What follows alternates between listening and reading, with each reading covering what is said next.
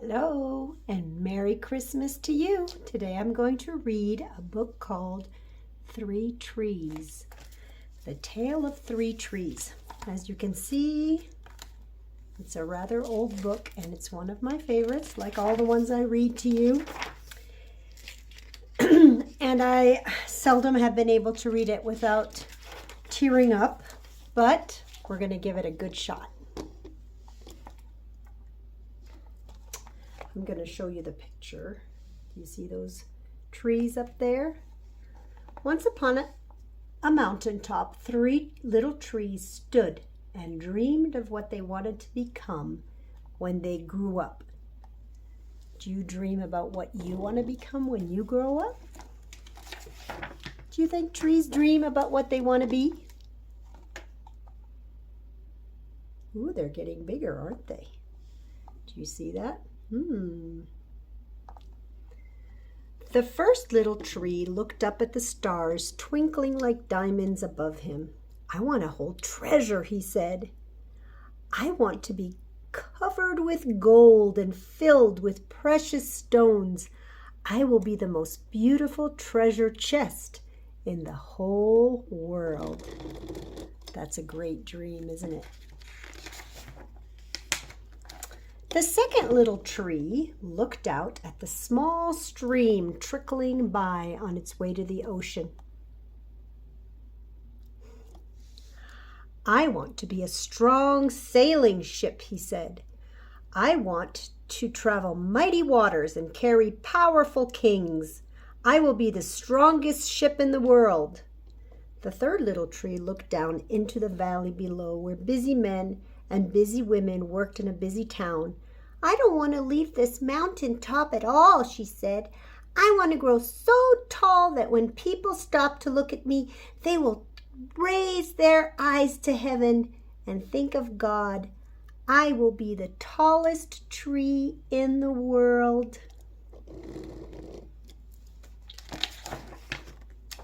Years passed. The rains came, the sun shone, and the little trees grew tall. One day, 3 woodcutters climbed the mountain.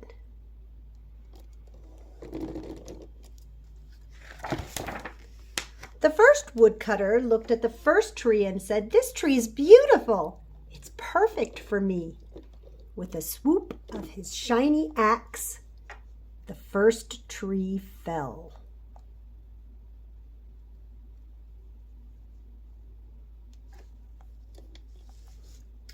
Now I shall be made into a beautiful chest, thought the first tree. I shall hold wonderful treasure. The second woodcutter looked at the second tree and said, "This tree is strong. This is perfect for me." With a swoop of his shiny axe, the second tree fell. Now I shall sail mighty waters, said the second tree. I shall be a strong ship, fit for kings. The third tree felt her heart sink when the last woodcutter looked her way. She stood straight and tall and pointed bravely toward heaven. But the woodcutter never even looked up. Any kind of tree will do for me, he muttered. With a swoop of his shining axe, the third tree fell. So all 3 trees got cut down. The first tree rejoiced when the woodcutter brought him to a carpenter's shop. Oh, look! But the busy carpenter was not thinking about treasure chests. Instead, his work-worn hands fashioned the tree into a feed box for animals. The once beautiful tree was not covered with gold or filled with treasure. He was coated with sawdust and filled with hay for hungry farm animals. Do you think he was disappointed? The second tree smiled. Ooh, look what's happening. When the woodcutter took him to a shipyard, but no mighty sailing ships were being made that day. Instead, the once strong tree was hammered and sawed into a simple fishing boat. Too small and too weak to sail an ocean or even a river, he was taken to a little lake. Every day, he brought in loads of dead, smelly fish.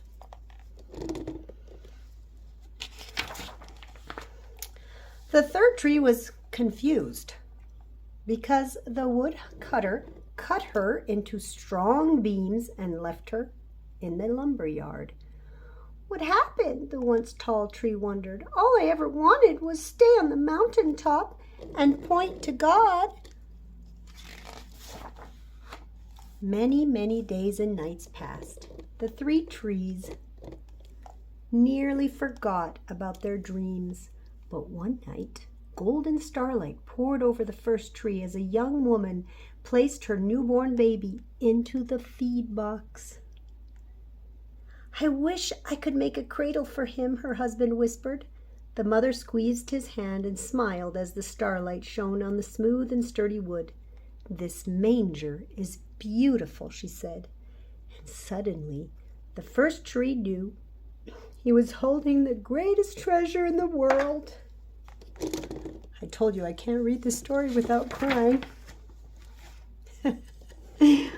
One evening, a tired traveler and his friends crowded into the old fishing boat. Ooh, looks like there's a storm. The traveler fell asleep as the second tree quietly sailed out into the lake. Soon, a thundering and thrashing storm arose. The little tree shuddered. He knew he did not have the strength to carry so many passengers safely through the wind and the rain. The tired man woke up. He stood up. He stretched out his hand and said, "Peace." The storm stopped as quickly as it had begun, and suddenly the second tree knew he was carrying the King of heaven and earth. One Friday morning, the third tree was startled when her beams were yanked from the forgotten woodpile. She flinched as she was carried through an angry, jeering crowd. She shuddered when soldiers nailed a man's hands to her.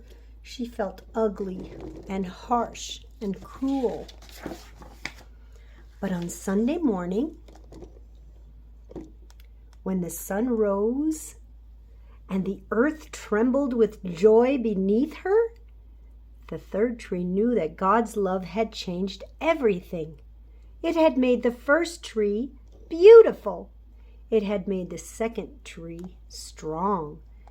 And every time people thought of the third tree, they would think of God.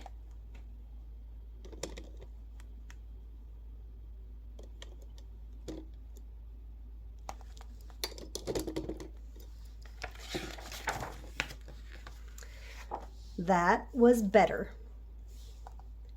than being the tallest tree in the world. Did you like that story? I love it. Merry Christmas.